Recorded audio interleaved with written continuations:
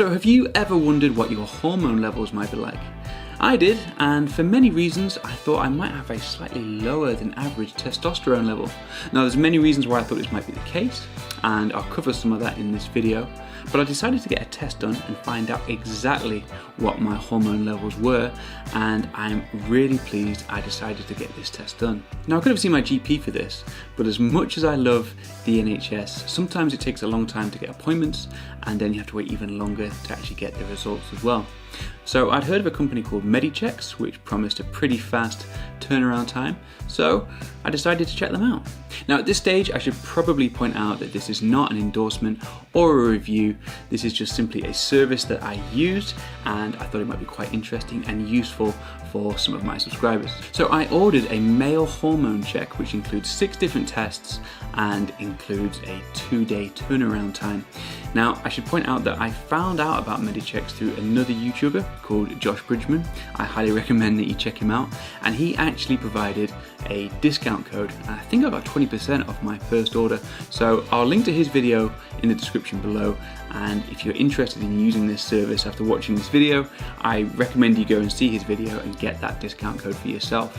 Now placing the order was really straightforward. It was just like using any other e-commerce website, and as soon as you've completed your order, you get access to a dashboard area. From the dashboard area, you can complete a number of questionnaires about your lifestyle and about your vitals, which just provide some additional supporting information about you. And then from this dashboard, you can see all of your information along with the results of any tests that you've ordered. So literally the day after I placed my order, a package arrived in the post, and inside it there was a really nice box. Everything was all really presented very nicely, and inside it there were some really clear instructions and easy things to follow. There were some alcohol wipes, there were some labels that were all pre-printed, post bags, everything. Now in order for Medichecks to actually do the test, you need to send them a sample of your blood. Now I was really concerned about how I was actually going to do this fingerprint to provide the sample, but it actually turned out to be really straightforward and easy.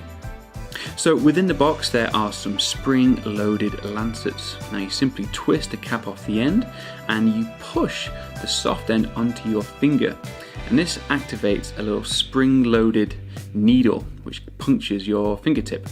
Now I was quite pleasantly surprised at how painless it was and how quickly my finger healed afterwards. Filling the test tube with the blood was a little bit tricky, but with a little bit of coaxing I got there in the end and didn't make too much mess. Once the test tube was full, I then just packaged everything up, walked to the nearest post box and waited for my results to come back. Now it took about 36 hours for the result to come back, and I actually got an email notifying me saying that my results were in and I could go check them out. Now along with the results I actually had a letter from a doctor with some supporting information and advice.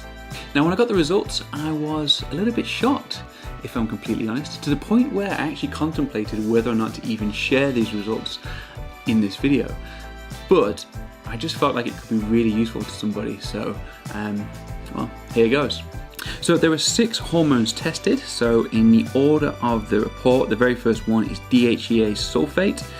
The normal range for this is between 0.44 and 13.4 micromoles per litre. Now my results came in at 6.64, so pretty much bang in the middle, so nicely within a normal range.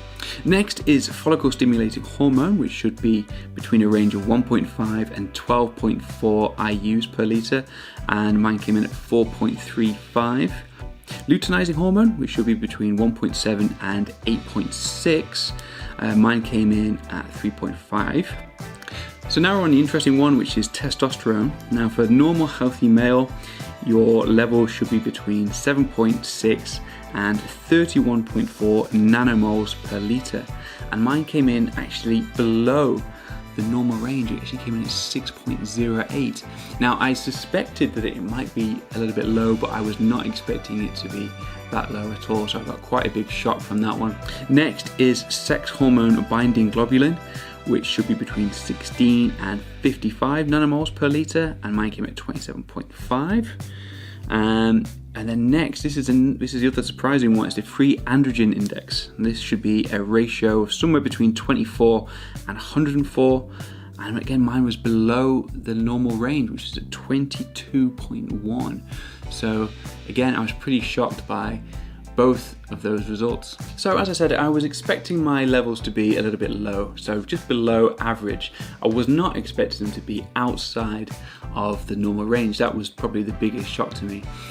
Now, the reason I thought this is because your testosterone levels just gradually decrease over time as you get older. Unfortunately, it's just one of those facts of life. But recently I've been experiencing a lot of symptoms which on their own, in isolation, don't really feel very significant, but when you start to kind of piece them all together as part of a bigger puzzle, it all points towards potentially having maybe a low testosterone level. Now for me, these symptoms were things like just low mood, low motivation, low energy, just feeling very fatigued all the time and actually feeling a little bit weak at times, to be completely honest. Now there are other symptoms and other things that I've noticed as well. I'm not going to cover these in this video, but I might cover them in a future video. But again, these things, they're all quite trivial, all quite minor, and in isolation they don't feel very significant. But when you start piecing them all together, again, it just starts to paint a bigger picture.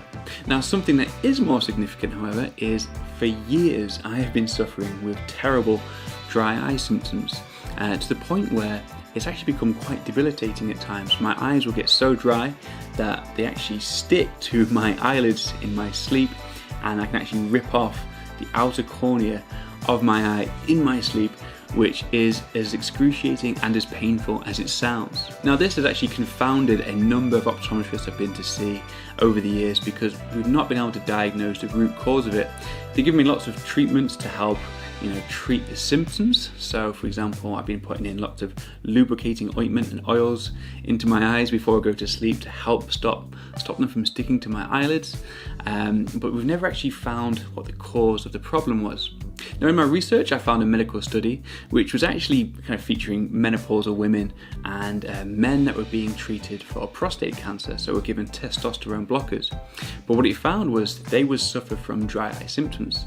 And it came to the conclusion that testosterone or low androgen level could directly affect the function of certain glands within the eye, which released oils to stop tears from actually evaporating in your eyes, and that's what caused that dry eye symptom. Now obviously I don't want to have low anything, never mind low testosterone.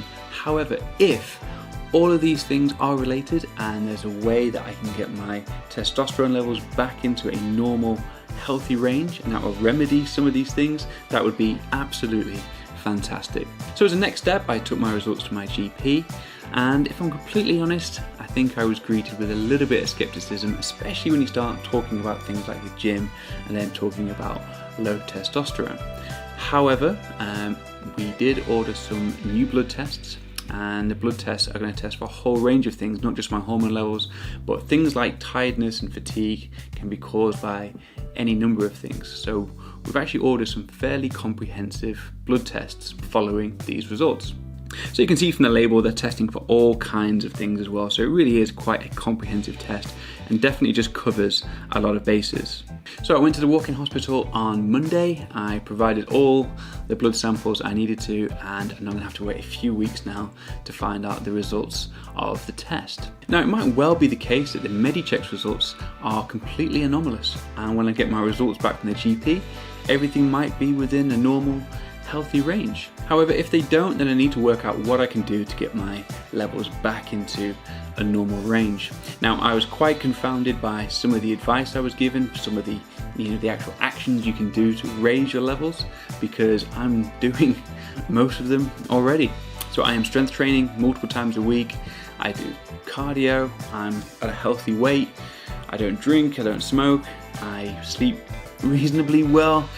I take vitamin D and zinc and magnesium. So it'll be interesting to find out what lifestyle changes I need to do in order to get those levels back up. So hopefully you enjoyed this video and you found it useful. If you want to find out what my results are in a few weeks' time and what steps I actually take next, then let me know in the comments below and I'll happily make a follow-up video.